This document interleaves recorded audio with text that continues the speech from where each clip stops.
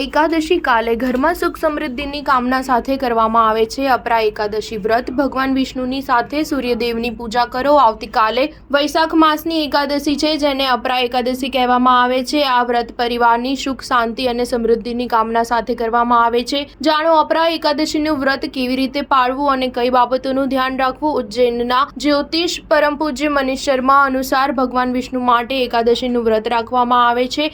એકાદશીના દિવસે સવારે વહેલા ઉઠો અને સૂર્યને અર્ઘ્ય અર્પણ કર્યા પછી ઘરના મંદિરમાં ભગવાન ગણેશની પૂજા કરો। ભગવાન ગણેશને પવિત્ર કરો। ભગવાન ગણેશને જળ અને પંચામૃત અર્પણ કરો। હાર, ફૂલ અને વસ્ત્રથી શૃંગાર કરો અને દુર્વા ચડાવો, લાડુ ચડાવો। ઓમ ગણ ગણપતાય નમઃ મંત્રનો જાપ કરો। અગરબત્તી પ્રગટાવીને આરતી કરો। ગણેશની પૂજા કર્યા પછી ભગવાન વિષ્ણુ અને મહાલક્ષ્મીની પૂજા કરો। તેમની મૂર્તિઓને જળ, દૂધ અને પંચામૃત અર્પણ કરો।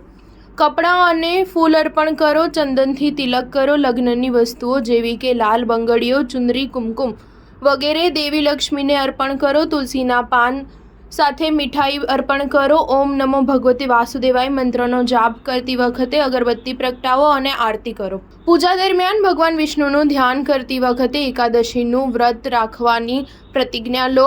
અપરા એકાદશી દરમિયાન વ્યક્તિએ આખો દિવસ ઉપવાસ રાખવો જોઈએ, એટલે કે ભોજનનો ત્યાગ કરવો જોઈએ। જે લોકો ભૂખ સહન કરી શકતા નથી તેઓ ફળોના રસ અને દૂધનું સેવન કરી શકે છે। સાંજે મહાલક્ષ્મી અને ભગવાન વિષ્ણુની પણ પૂજા કરો। બીજા દિવસે એટલે કે દ્વાદશીના દિવસે સવારે વહેલા ઉઠો, ભગવાનની પૂજા કરો અને જરૂરિયાતમંદ વ્યક્તિને ભોજન આપો, દાન કરો। આ પછી ભક્ત ભોજન કરી શકે છે। આ રીતે એકાદશી વ્રત પૂર્ણ થાય છે। સ્ટાર ન્યૂઝ 7 હંમેશા સચ્ચાઈની સાથે।